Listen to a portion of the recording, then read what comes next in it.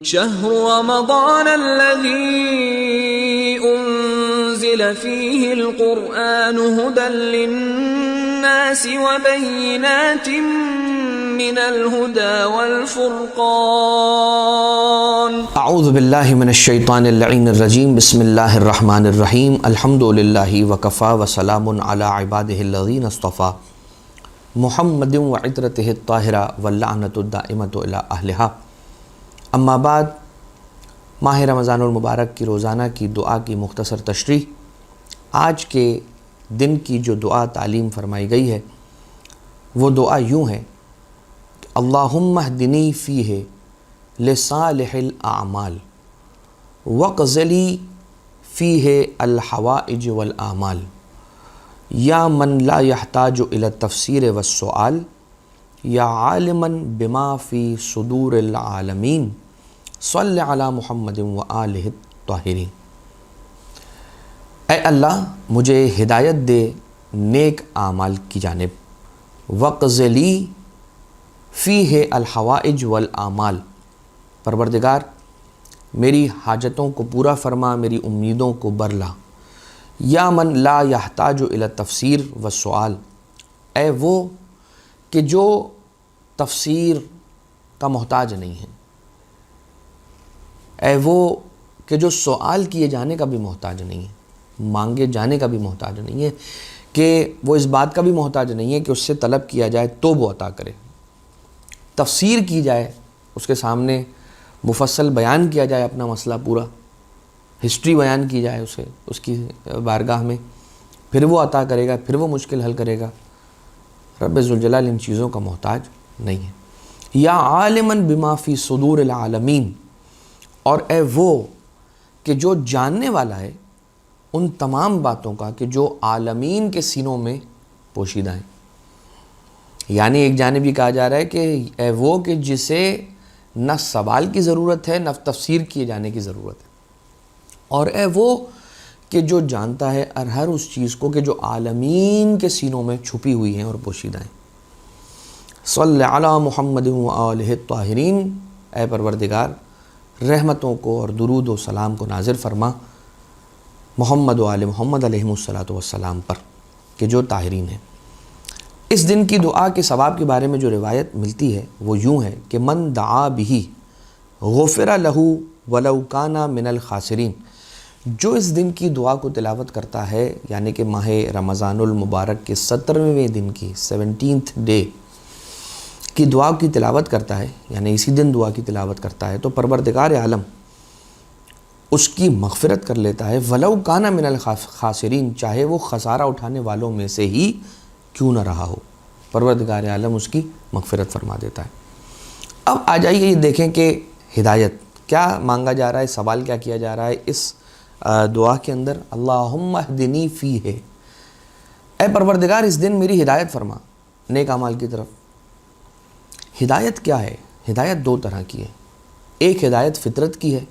اور ایک ہدایت عقل کی ہے۔ جو ہدایت انسانی فطرت کی ہے، انسانی نیچر کی ہے، انسانی طبیعت و مزاج کی ہے، انسانی زیست کی ہے، وہ ایسی ہدایت ہے کہ جو پروردگار عالم نے بلٹ ان اس کے اندر رکھ کے اسے اس دنیا میں بھیجا ہے۔ مثلا یہ انسان کی فطرت میں ہے کہ جب اسے بھوک لگتی ہے تو وہ روتا ہے، جب چھوٹا سا بچہ اس دنیا میں آتا ہے پیدا ہوتا ہے تو وہ روتا ہے، جب کسی تکلیف سے گزرتا ہے، اذیت سے گزرتا ہے تو وہ روتا ہے، جب اسے نیند آتی ہے اور وہ کچھ بیان نہیں کر پاتا تو وہ روتا ہے۔ تو رونے کو پروردگار عالم نے فطرت میں رکھا ہے انسان کی۔ ایک چیز اور فطرت کی مثال آپ کی خدمت میں پیش کروں کہ ماں جیسے بچہ پیدا ہوتا ہے وہ اسے سینے سے لگاتی ہے، اسے کھلاتی پلاتی ہے، اس کے کپڑے بدلواتی ہے، اس کا خیال رکھتی ہے، اسے اپنی جان سے زیادہ رکھتی ہے، اس کا خیال رکھتی ہے، اس کو پالتی ہے۔ اتنی زیادہ محبت ایک ماں کے اندر پروردگار عالم نے اس کی فطرت میں رکھا ہے۔ ورنہ مجھے بتائیے کہ کون سی ایسی ماں ہے اس دنیا کے اندر کہ جسے بچے کی ولادت سے پہلے اس چیز کا کریش کورس کروایا جاتا ہو کہ تم نے بچے سے محبت کرنی ہے اور اس طرح سے محبت کرنی ہے۔ یا فار ایگزامپل کسی یونیورسٹی میں بھیجا گیا ہو کسی کو، یا کوئی ریفریشر یا فریشر کروایا گیا ہو، یا کوئی کریش کورس کروایا گیا ہو، کوئی ڈپلومہ کروایا گیا ہو، کچھ بھی نہیں. ماں کو معلوم ہے کہ میرا ٹکڑا ہے، اور یہ اس کی فطرت میں ہے کہ اسے اپنی بھوک کی فکر نہیں ہے، اپنی پیاس کا خیال نہیں ہے. وہ اپنے بچے کو پالتی ہے، وہ اپنے بچے کو کھلاتی ہے، وہ اپنے بچے کو پلاتی ہے. اسی طرح سے ایک چیز اور ہے فطرت کے اندر، یہ انسانوں کی مثال تھی، حیوانوں کے اندر بھی اگر آپ دیکھیں تو پروردگار عالم نے ان کی فطرت کے اندر کچھ چیزوں کو رکھا ہے. جیسے کہ مچھلی کا بچہ ہے جو اس دنیا میں آتا ہے اور پیدا ہوتے ساتھ ہی، جو پانی میں پیدا ہو رہا ہے اور پیدا ہوتے ساتھ ہی تیرنا شروع کر رہا ہے. اسے سکھا کوئی نہیں رہا، یعنی یہ چیز وہ سیکھ کے کرنا شروع نہیں کرتا، یعنی کہ تیرنا، یعنی کہ سوئمنگ. مچھلی کے بچے کو تیرنا نہیں سکھایا جاتا، یہ اس کی فطرت میں ہے. بالکل اسی طرح سے ایک ہدایت ہوتی ہے عقل کی، اس لیے کہ جو فطرت کی ہدایت ہے اس کے لیے حضرت موسیٰ علیہ السلام سے جب فرعون نے پوچھا کہ من ربک، تیرا رب کون ہے، تو من ربکما، کیونکہ حضرت موسیٰ اور حضرت ہارون غالباً دونوں گئے تھے اور پوچھا گیا تھا ان سے کہ تمہارا رب کون ہے. تو جناب موسیٰ علیہ السلام نے یہ جواب ارشاد فرمایا تھا کہ ربنا الذی اعطی کل شیء خلقہ ثم ہدی، ہمارا رب وہ ہے کہ جس نے ہر چیز کو خلق کیا اور خلق کرنے کے بعد اسے ہدایت عطا کر دی. ہمارا رب تو وہ ہے کہ اعطی کل شیء خلقہ ثم ہدی، ہر چیز کو خلق کیا اور خلق کرنے کے بعد اس کی ہدایت، خلق کرتے ساتھ ہی اس کے اندر ایک ہدایت. یہ کس چیز کی ہدایت ہے؟ یہ ہدایت فطری ہے، فطرت کی ہدایت ہے. اور ایک انسان کی جو ہدایت ہے وہ ہدایت ہے اس کی عقل کی. وَجَعَلْنَاهُمْ أَئِمَّةً يَهْدُونَ بِأَمْرِنَا، اور ہم نے کچھ ائمہ ایسے رکھے ہیں، ہم نے وَجَعَلْنَاهُمْ، ہم نے ان لوگوں کو امام بنایا کہ جو ہدایت کرتے ہیں بِأَمْرِنَا، ہمارے حکم سے اور ہمارے راستے پر چلتے ہوئے.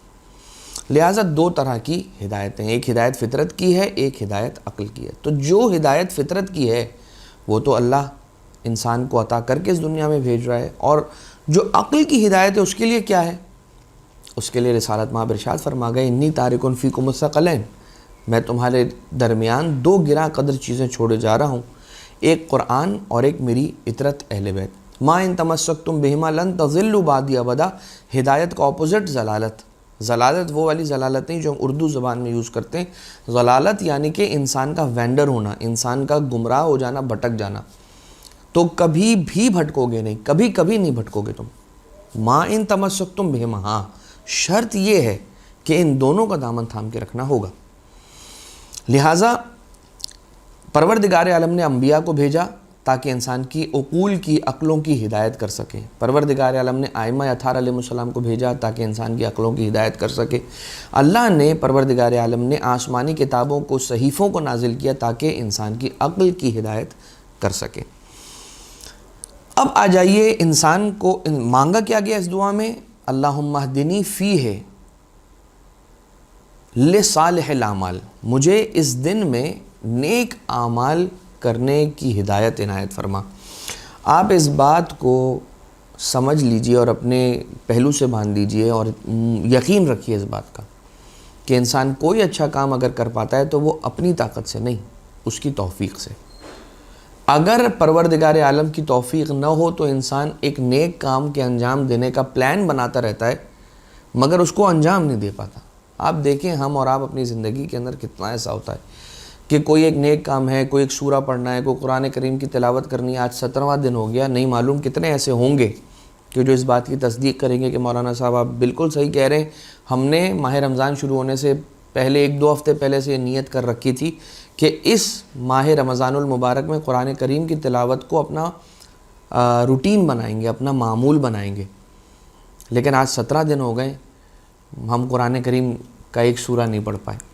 تو پروردگار عالم کی بارگاہ سے توفیق کو طلب کریں تاکہ انسان قرآن کریم کی تلاوت، نیک اعمال جتنے بھی ہیں، صالح اعمال، ان کو انجام دے سکے. اب اعمال صالحہ یعنی کہ جو نیک اعمال ہیں ان کے انجام دینے کا فائدہ کیا ہے؟ قرآن کریم کی سورہ نحل کے اندر آیت نمبر 97 میں پروردگار عالم یہ ارشاد فرماتا ہے، بسم اللہ الرحمن الرحیم، من عمل صالحا من ذکر او انثی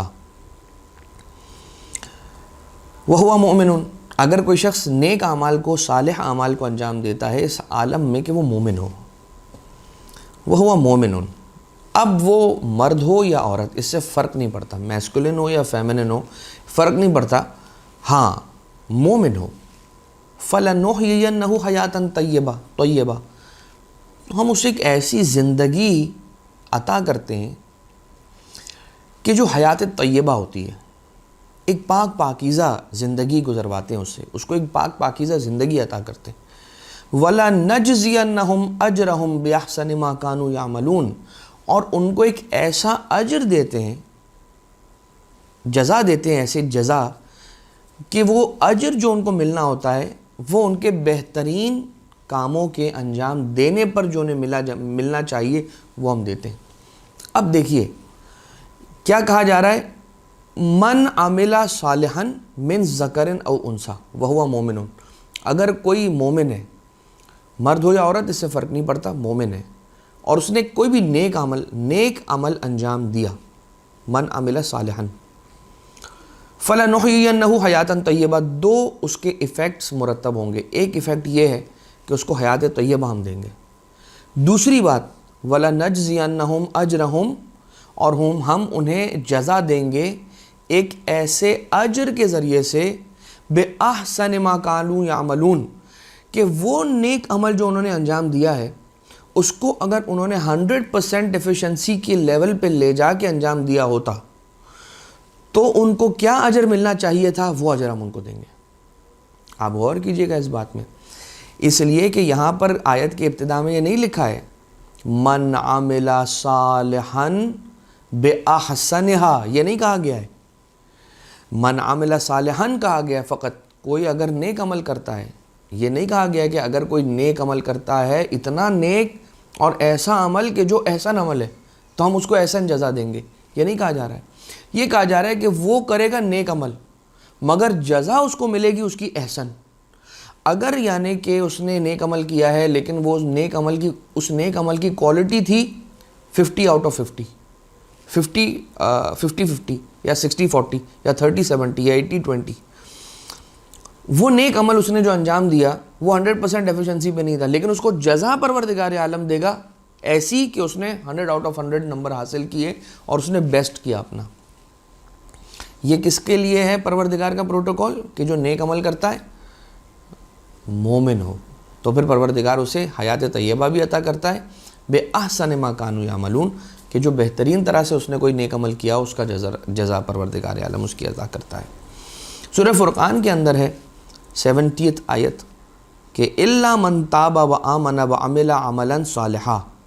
فاولئک یبدل اللہ سیئاتہم حسنات، اگر کوئی شخص توبہ کرتا ہے، اللہ پر ایمان رکھتا ہے اور عمل کرتا ہے ایسا عمل کہ جو عمل صالح ہے، توبہ کر لی، ایمان لے آیا، ایمان لانے کے بعد نیک عمل کیا، عمل صالح، یہاں پر بھی وہی ہے جیسا کہ سورۃ النحل کی آیت 97 میں تھا، اسی طرح کی سچویشن ہے آیت 70 نمبر کی آیت سورہ فرقان کے اندر، کہ جو توبہ کر کے صحیح راستے پر آ جاتا ہے اور نیک عمل کرتا ہے ایمان لا کے، تو پھر پروردگار عالم فاولئک، تو یہ وہ لوگ ہیں کہ جن کے اللہ برائیوں کو حسنات میں تبدیل کر دیتا ہے۔ آپ یہ دیکھیے پروردگار عالم اس کی برائیوں کو مٹانے کا نہیں کہہ رہا ہے کہ میں اس کی برائیوں کو مٹا دوں گا، اس نے جو گناہ کیے کل تک وہ زیرو ہو جائیں گے، اب وہ نئے سرے سے نیک اعمال کا سلسلہ شروع کرے۔ پروردگار عالم کہہ رہا ہے کہ جو اس کے بیلنس کے اندر، یعنی کہ جو فگر اس کے اکاؤنٹ کے اندر مائنس میں تھی اس کو پلس میں کر دوں گا، یعنی کہ جو انسان نے برائیاں کی تھیں اس کو میں چینج کر دوں گا انٹو اچھائی، اور یہ پروردگار ہی کر سکتا ہے۔ کتنا کریم ہے کہ اگر کوئی توبہ کر کے اس کی بارگاہ میں واپس آ جائے اور معافی طلب کر لے اور ایمان لے آئے اور عمل صالح کرے، تو جو پچھلی برائیاں تھیں اب وہ برائیاں نہیں رہیں گی، برائیاں ختم ہو گئی، زیرو بھی نہیں ہوں گی، بلکہ پروردگار انہی برائیوں کو کنورٹ کر دے گا اچھائیوں میں۔ سبحان اللہ۔ پھر سورہ غافر کے اندر یہ ہے آیت نمبر 40 کے اندر ومن عملہ صالحا من ذکر او انثى وهو مؤمن، بالکل سورۃ النحل کی آیت کا سٹائل. فاولئک يدخلون الجنة يرزقون فيها بغیر حساب، تو ان کو جنت میں داخل کیا جائے گا اور انہیں اتنا رزق دیا جائے گا کہ اس کا کوئی حساب کتاب نہیں ہوگا، بغیر حساب، انلمیٹڈ، انفائنائٹ عطا کیا جائے گا. اب حوائج کی برآوردگی، یہ کیا کہا جا رہا ہے کہ وقض لی فیہ الحوائج والاعمال، اور پروردگار اس دن کے اندر میری حوائج کو پورا فرما، قضاء حاجت فرما میری، اور میری امیدوں کو پورا فرما. گویا رب ذوالجلال تو میری حاجتوں کو پورا کر، اور پروردگار کہہ رہا ہے اے مومن جا کے میرے دوسرے مومن بندے کی حاجت کو تو پورا کر دے. جب تو میرے مومن بندے کی حاجت کو پورا کرنے کے لیے اپنے گھر سے نکلے گا تو نکلے گا اس کی حاجت روائی کے لیے، مگر اس سے قبل کہ تو اس کی حاجت روائی کر لے میں تیری حاجتوں کو پورا کر دوں گا. یا من لا یحتاج الی التفسیر والسؤال، وہ پروردگار کسی کو شرمندہ نہیں کرنا چاہتا، وہ نہیں چاہتا کہ ہم کھڑے ہو کر اپنا پورا کیس اسے سنائیں اور جب تک سناتے رہیں تب تک شرمندہ ہوتے رہیں. یہ پروردگار نہیں چاہتا اور نہ ہی محتاج ہے، اور وہ سب جانتا ہے. بس انسان کے ایک آنسو کا قطرہ کافی ہے پروردگار کو ساری رودات پہنچا دینے کے لیے. یا عالما بما فی صدور العالمین، وہ کہ جو عالمین کے سینوں میں جو خیالات، جو نیتیں، جو چیزیں پوشیدہ ہیں وہ سب جانتا ہے. صلی علی محمد و آلہ الطاہرین، اے پروردگار اپنی پاک حبیب حضرت محمد مصطفیٰ صلی اللہ علیہ وآلہ وسلم کی ذات والا صفات پر اور ان کی پاکیزہ آل پر اپنی رحمتوں کو نازل فرما، اور ہم سب سے راضی ہو جا. ہم سب کی اطاعتوں اور عبادتوں مناجات کو اپنی بارگاہ سے مقبول و منظور فرما، اور ہمیں نیک اعمال کی، اعمال صالحہ کی توفیق عنایت فرما. وما علینا الا البلاغ المبین، وصلی اللہ علی محمد و آلہ الطیبین الطاہرین.